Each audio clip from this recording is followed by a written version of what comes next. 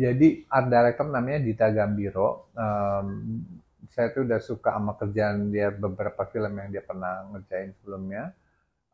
Kita akhirnya baru jodohnya di film Mungkin Kita Perlu Waktu.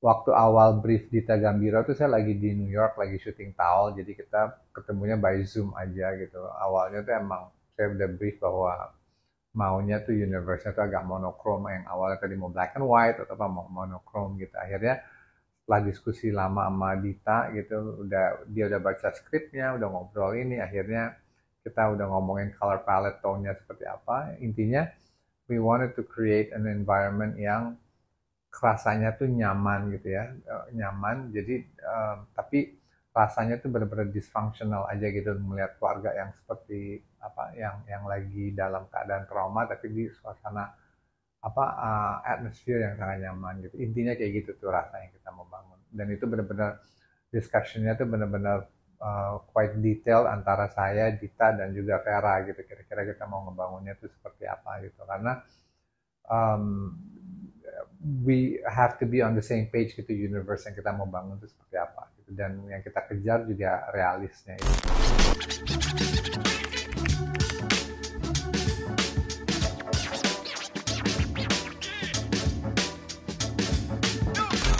Enggak sih sebenarnya, alhamdulillah kita syuting ini tuh lancar ya, dengan waktu prep yang relatively pendek gitu ya, karena kan dari bungkus film Taul gitu kita pulang November akhir, Desember kita prep, Januari kita udah shoot gitu. Jadi waktu prepnya juga nggak terlalu panjang yang intensnya gitu. Tapi was enough gitu ya, karena filmnya juga scale-nya tuh juga nggak terlalu besar, dan apa, semuanya juga apa udah apa ya, udah kita persiapkan matang gitu di 2 bulan sebelumnya gitu. Jadi sebenarnya apa, waktu yang kita butuhkan tuh emang cukup aja gitu buat persiapan ini gitu.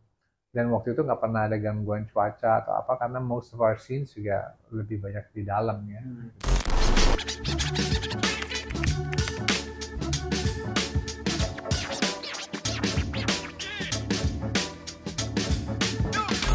Original score-nya yang bikin Ricky Leonardi. Kita udah kerja sama beberapa kali juga gitu ya, dari zamannya apa, dari Berbalas Kejam maupun dari Taul gitu. Cuman ini agak beda gitu cara scoringnya gitu. Jadi ketika saya ngedit itu saya pasang temp track, which is lagu yang kita tempel aja buat reference aja.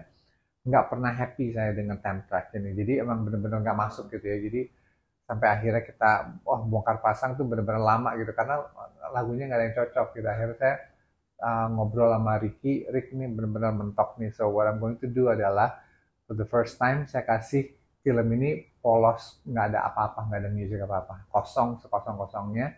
Coba deh diisi gitu, diisi sama dia gitu. Terus oke gitu. Jadi biasanya kan dia kan dikasih reference-nya, temp track-nya ini. Jadi kurang lebih ada arahannya mengarah kemana. Tapi buat film ini, Ricky sama saya, we experiment something yang benar-benar saya kasih gelondongan film kosong tanpa ada musik apa-apa. Terus silakan diisi. Nah itu jadinya apa yang kita lihat di film ini gitu. Jadi benar-benar menarik gitu pas dia balik dengan musiknya, dia oh ya, it makes sense now ya, musiknya seperti ini gitu. Jadi emang ini juga pertama kali gitu apa, cara kerja sama musician seperti ini gitu, dan ternyata efektif buat Ricky juga happy. Ketika saya kasih kebebasan itu, it becomes something yang menarik buat saya. Jadi ketika film itu balik lagi ke saya dengan musik dari Ricky, itu kayak rasanya tuh kayak baru lihat filmnya pertama kali lagi gitu. Oh oke gitu, dari situ baru kita mulai adjustment sedikit. Tapi it helped me a lot gitu untuk menentukan tone musiknya seperti apa. Yang biasanya saya udah yakin gitu musik seperti apa, tapi buat film yang ini I wasn't really sure gitu, sampai akhirnya Ricky melakukan itu.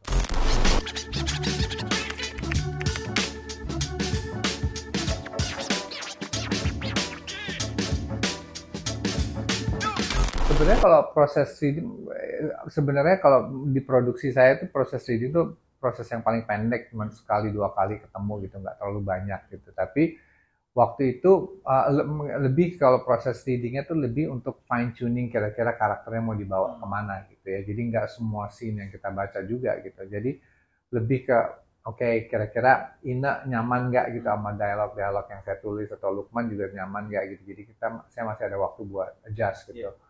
Tapi ada gitu proses readingnya gitu untuk membentuk karakter aja gitu. Jadi kayaknya pertemuannya cuma sekali 2 kali gitu untuk cuma chemistry test aja sebenarnya. Lukman sama Ina kayaknya mereka udah saling kenal dan udah pernah kerja bareng juga gitu ya. Kalau saya sama Ina belum pernah kerja bareng, sama Lukman juga belum pernah kerja bareng, tapi I think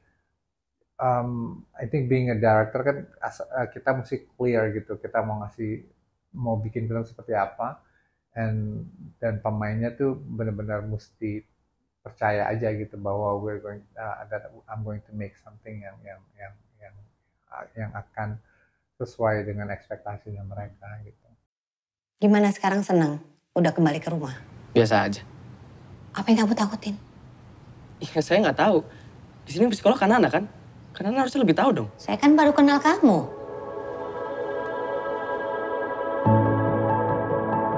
Kamu tuh emang tahu banget aku ya? Udah mau 20 tahun masa nggak tahu juga. Aku tuh kepikiran ombak. Ini kan pertama kali dia kita tinggalin ya semenjak kejadian itu. Kamu udah telepon psikolog yang nomornya waktu itu dikasih? Enggak. Kalau perlu aja kan? Kita beda, tapi sama kok.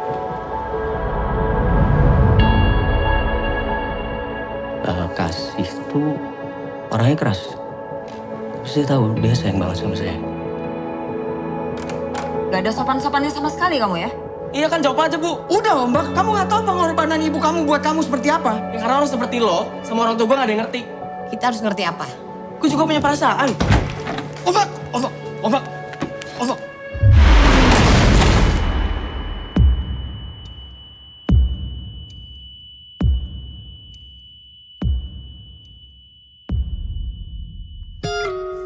Kalau ada sesuatu yang ganjel di kamu pasti cerita sama aku kan? Kalau gue udah gak mau tuh buat sesuatu karena terpaksa. Hidup terlalu singkat.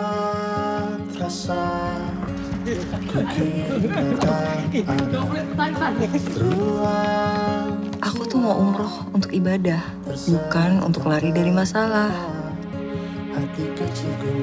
Lebih baik menyadari sesuatu dalam keadaan telat daripada nggak sadar sama sekali.